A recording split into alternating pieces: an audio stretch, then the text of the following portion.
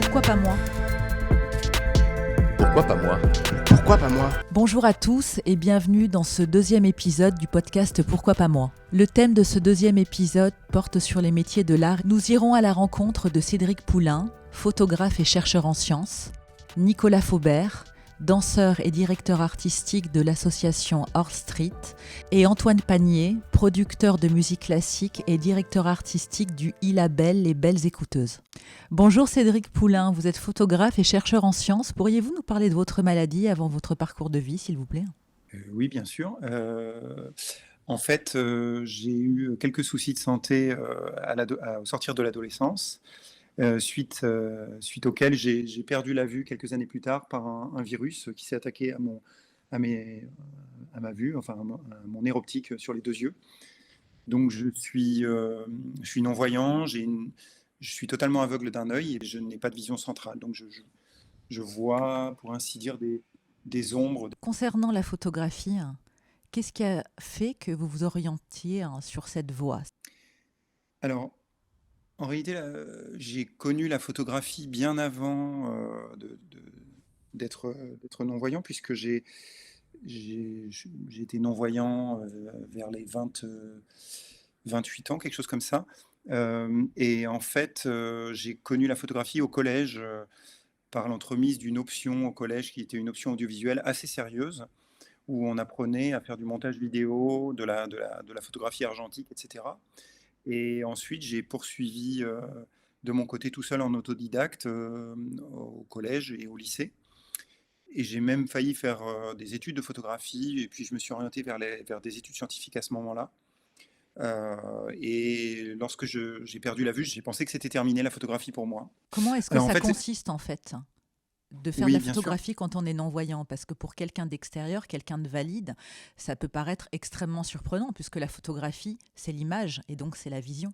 En fait, mon souhait, c'était de pouvoir faire de la photographie différemment. Étant de formation scientifique, je me suis posé des questions sur la formation d'une image. J'ai réalisé qu'en réalité, les images se forment à partir du noir, on va dire. J'ai réalisé que je pouvais développer une technique donc, que j'ai appelée la noctographie, où en fait j'allais partir du noir, et donc je travaille dans le noir total, dans un barnum, dans une tente totalement opaque, et je prépare une scène au moyen du toucher, et j'illumine les objets que je souhaite mettre dans mon image photographique, point par point dans l'image, lorsqu'ils apparaissent sous mes doigts. Donc mon but avec cette technique, en fait, c'est de donner à voir au moyen de la photographie un monde que je ne vois pas, mais que je perçois au moyen du toucher, et de traduire par ce vecteur-là les émotions que j'ai au moment de la prise photographique. Donc c'est une technique qui m'est propre et voilà, que j'ai dû mettre au point. Euh, il y en a probablement d'autres, mais elle me permet de travailler de manière quasiment totalement autonome au moyen du toucher. Et j'imagine que vous avez déjà exposé.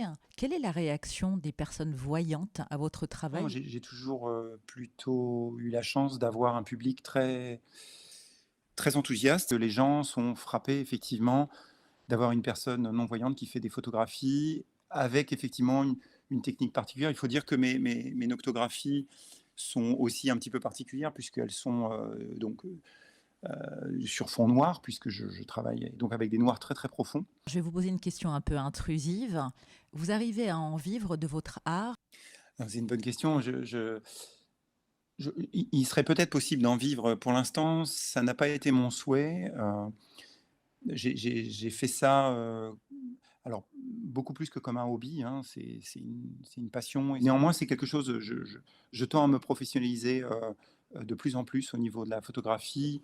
Je veux dire dans ma pratique, dans les résidences d'artistes ou les expositions. Et si vous aviez un conseil à donner à une personne malvoyante ou aveugle qui a envie de s'orienter sur cette voie, Mhm. que serait-il? Ah oui, alors ça c'est une question difficile. Moi j'ai eu la chance d'apprendre la photographie, alors en autodidacte, mais aussi avec des yeux surtout. Et puis d'avoir c'est le démarrage qui est difficile, et j'ai eu la chance d'apprendre ça auprès de mon père et d'une formation scolaire. Donc c'est une chance. Mais je pense qu'une chose qui prime, c'est d'écouter ses rêves et de croire à ses rêves, de croire à ses envies et d'aller au bout. Et peu importe, faut pas écouter ce que les gens vous disent, il faut pas écouter ce que la société vous, vous pousse à faire. Je pense il faut s'écouter soi-même et c'est ça qui est le plus moteur. Et vous avez conscience quelque part que vous êtes un vecteur, parce que vous pouvez transmettre aussi cette passion et cet apprentissage auprès de jeunes générations. Mais oui, je serais ravi d'échanger à ce sujet avec eux. Je pense qu'effectivement, cette technique pourrait tout à fait permettre à d'autres non-voyants de travailler la photographie, c'est certain. Je pense qu'il y a plein de moyens d'expression en fait, qui sont offerts aux handicapés visuels en particulier. Oui. Est-ce que vous pourriez nous dire où avez-vous exposé récemment ou de manière moins récente? Oui, alors j'ai eu la chance d'être exposé à 2 reprises au festival Voix Off, en Arles. J'ai été, finaliste du prix photo, Caméra Clara, voilà et je candidate actuellement à des résidences d'artistes. Eh bien, merci beaucoup Cédric pour votre témoignage. Et maintenant, nous sommes avec Nicolas. Bonjour Nicolas, vous êtes danseur, chorégraphe et directeur artistique. Dans un premier temps, pourriez-vous nous parler de votre maladie et ensuite de votre passion, qui est donc votre métier? Alors, je suis danseur. Je n'aime pas le terme chorégraphe. Je suis agence des mouvements, on va dire. Et je suis acteur culturel et actuellement artiste plasticien. Je suis malvoyant à plus de 90%. Je suis né avec une cataracte interne et externe, puis un strabisme qui s'est transformé en glaucome et m'a laissé un champ visuel réduit et une vue sans cristallin. Et comment en êtes-vous venu à la danse? La danse, bah, on va dire que c'est par la force des choses.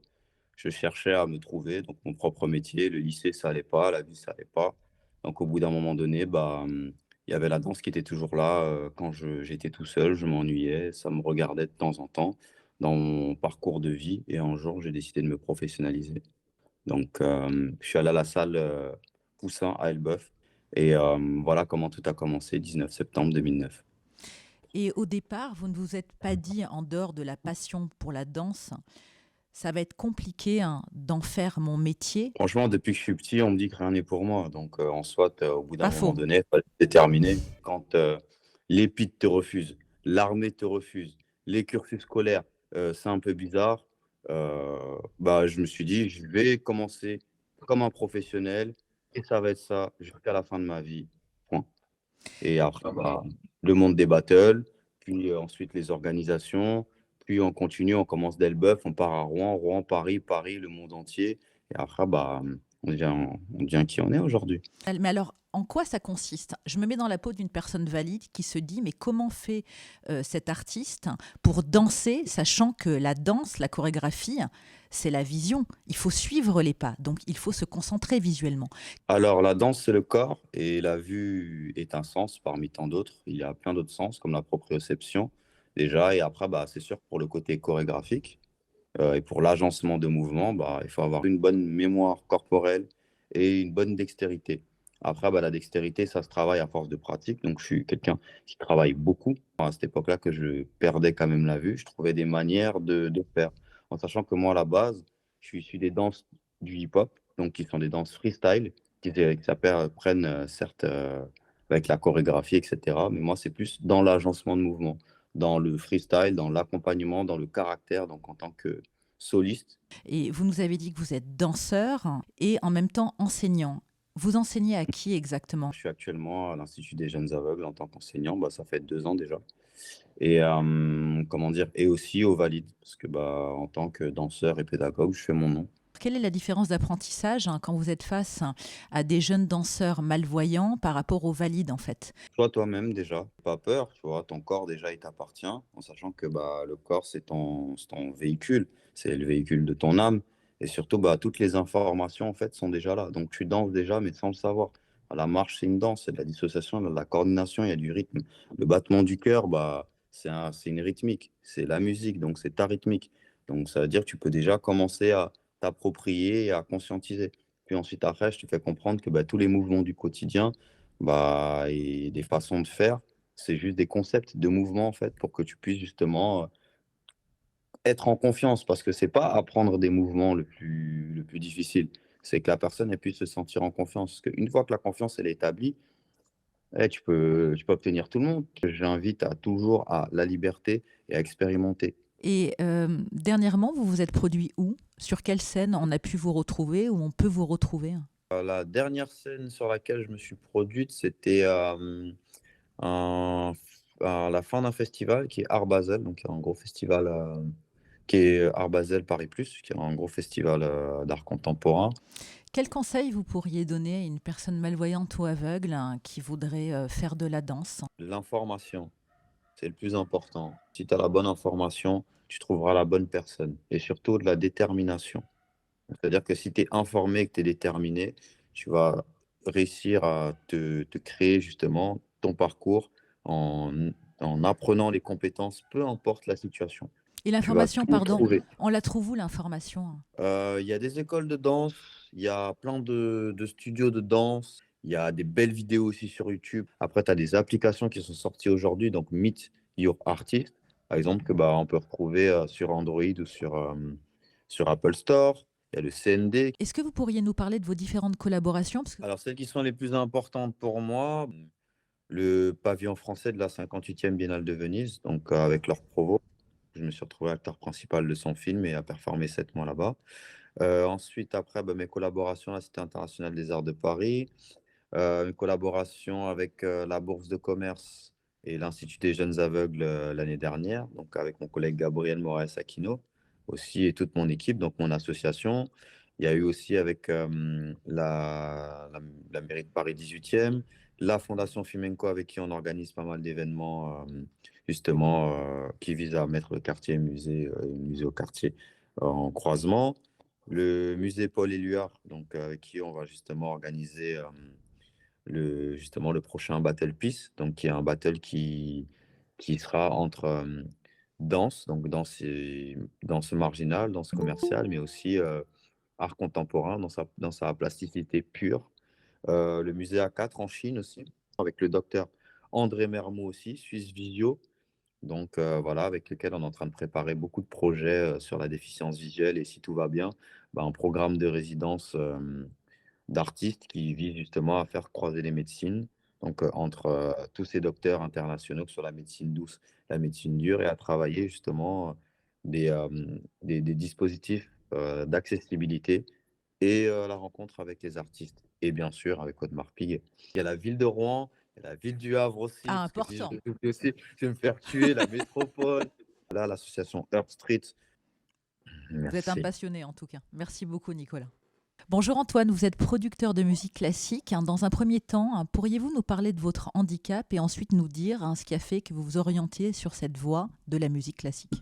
Alors, j'ai une rétinite pigmentaire, donc un handicap, visuel avec un peu, étant malvoyant, avoir encore un peu un reste visuel selon le temps, et la luminosité et étant mélomane et musicien depuis tout petit, quand j'ai découvert cette maladie autour de 15 ans, j'ai décidé de m'orienter, plus tard vers un métier, autour de la musique. Donc c'était une passion depuis petit, mais qu'est-ce qui a fait au fur et à mesure du temps que vous pensiez à cette passion comme devenant un métier? Je pense que ça a toujours été là et puis après le handicap visuel étant également présent, en sachant qu'il allait sûrement, s'aggraver au fil des années et en réfléchissant à quel métier j'allais pouvoir faire. On était dans les années 90, qui n'était pas encore simple pour les gens qui avaient une rétinite pigmentaire à ce que ça soit compris, connu. On s'est dit avec mes parents qu'il serait bien que je m'oriente, vers ma passion en fait, tout simplement. Quel a été le cursus que vous avez emprunté? Alors, j'ai eu la chance, par rapport à mon handicap, que ma vue ne se soit vraiment dégradée en ce qui concerne, les déplacements, la lecture, l'écriture, à la fin de mes études, en fait, bien après. Donc j'ai bénéficié quand même d'agrandissements, pour les polycopiés, pour les partitions quand je me suis retrouvé en fac de musicologie, mais j'ai toujours suivi un parcours, ordinaire. Comment est-ce que vous en êtes arrivé là actuellement? J'ai cherché pendant un moment quel métier, vraiment faire. Donc j'ai souhaité mettre toutes ces compétences pour aider les artistes et qu'ils puissent développer leur partie administrative et puis également leur communication, donc par l'enregistrement et par la diffusion de concerts autour des enregistrements. Est-ce que vous pouvez expliquer à une personne lambda quel est votre travail au quotidien? Donc, mon rôle de directeur artistique des Belles Écouteuses, alors il est également celui du créateur du label, de trouver des artistes qui vont me plaire, qui jouent des programmes, qui humainement ont l'air d'être de belles rencontres possibles, et donc de leur proposer de développer, parce qu'aujourd'hui c'est très dur de pouvoir trouver un label qui accepte d'enregistrer. Alors il y a l'autoproduction, ce qui est très bien, mais l'autoproduction, les musiciens, ils ont leurs concerts, ils ont leurs cours, ils ont leurs répétitions, ils sont à droite à gauche, donc c'est de leur dire, autour d'un label, on va pouvoir vous enregistrer, vous éditer et puis vous aider à diffuser vos concerts ainsi que votre communication autour de Internet, des réseaux sociaux, de la presse, etc. Et en termes de production, une fois que vous les avez dénichés, si je puis dire, quel est votre rôle ? Moi, j'ai une excellente oreille. Je suis pour l'enregistrement en binôme avec un ingénieur du son qui, lui, garde la partition. Là, c'est là où il reste peut-être un écueil par rapport à mon handicap, c'est que le matériel, même si on parle de musique, est très visuel. C'est souvent maintenant du tactile, donc il faut pouvoir regarder avec des écrans ce que l'on fait. Alors après, je peux aussi le faire à l'oreille, mais c'est plus être un peu compliqué. au four et au moulin, c'est compliqué. Le but, voilà, c'est d'être leur oreille extérieure et surtout leur dire, vous êtes dans la partition, dans ce que vous jouez depuis des mois. Vous avez vos habitudes, il faut bien comprendre que le produit finit quelque part, vu que souvent ça leur sert aussi à reproduire ce qu'ils n'arrivaient pas toujours à faire en concert avant l'enregistrement et qui peuvent arriver à le faire mieux, encore mieux, vu qu'on a répété et re-répété pour arriver à la meilleure prise, de pouvoir justement se dire oui, le public sera content parce qu'effectivement on a mis tous les moyens, et surtout quand on a un ou deux musiciens encore, ils peuvent s'entendre, mais quand vous avez 10 musiciens sur un plateau, ils peuvent pas tout entendre parce que y a la distance de la salle, il y en a un qui est à gauche, l'autre qui est tout à droite, donc le rôle du directeur artistique dans son casque et dans la régie, c'est d'entendre tout le monde et de pouvoir dire ce qui manque ou ce qui manque pas. Voilà. Les artistes qui travaillent auprès de vous ont-ils une admiration, allez, je vais quand même dire ce mot. Est-ce qu'il y a une acceptation, une confiance de plus ? Oui et non, j'ai envie de dire qu'il y a les deux cas, c'est-à-dire que, mais le plupart des cas, ça fonctionne bien. C'est-à-dire qu'il y a le premier cas où justement le fait de ne pas pouvoir lire la partition, ça peut les faire tiquer un peu sur le moment ou même au moment de la post-production. Même on a certains artistes avec qui on travaille maintenant depuis 15 ans qui reviennent parce que justement ils ont bien compris qu'ils avaient un petit plus. Est-ce que j'ai pas la partition ? On peut des fois pour se prendre 5 minutes et se poser des questions, des réflexions musicales, musicologiques qui ne s'étaient jamais posées. Et en dehors de votre professionnalisme, quelle est la plus grande satisfaction dans votre métier ? Les rencontres humaines, les rencontres musicales qu'on peut faire, les rencontres auprès du public aussi. Et puis effectivement, c'est vrai que ça permet de montrer que le handicap est aussi une force et qu'on peut justement trouver des solutions à son handicap, c'est assez important. Après, moi, le plus important pour moi est de me faire plaisir dans ma passion, et Bien le fait sûr. de produire des disques, d'aider des artistes, c'est ma passion, donc j'en suis... Et c'est vrai que je suis assez fier par contre un peu de mon bébé, des Belles Écouteuses. Est-ce que vous pouvez nous donner le nom de certains artistes connus ? On a eu 2 artistes de l'ensemble intercontemporain en musique contemporaine autour d'un projet qui était pour l'anniversaire de Pierre Boulez. Après, on travaille avec des salles prestigieuses. On a un ensemble des Monts du Reuil qui sont en résidence à l'Opéra de Reims. On a travaillé, là, c'était uniquement pour leurs archives avec l'ensemble Academia, qui est un ensemble de musique ancienne assez connu pour les gens qui apprécient.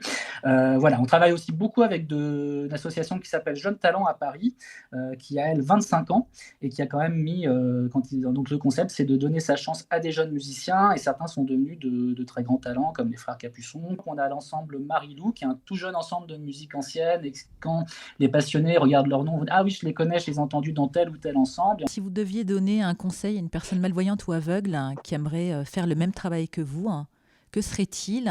Je pense que ça serait plutôt d'échanger directement avec elle et plutôt échanger les parcours. Le plus important, c'est surtout d'avoir la chance d'avoir autour de soi une famille, des amis qui encouragent. Mon grand projet, c'est le braille musical.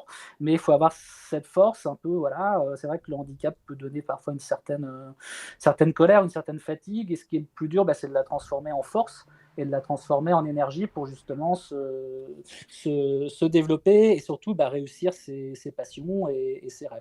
Eh ben vous Les êtes Les Belles Écouteuses, c'est pas forcément un rêve immense, mais en tout cas, moi, c'est un rêve qui se réalise. Merci beaucoup, Antoine. Merci aux invités pour leur témoignage et leur sincérité.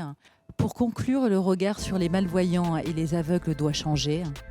N'oublions surtout pas que le handicap est avant tout du lien humain. À bientôt dans Pourquoi pas moi. Ce podcast est produit par Access Lab de la Fondation Valentin AUI et présenté par Caroline Pilastre. Pourquoi pas moi ?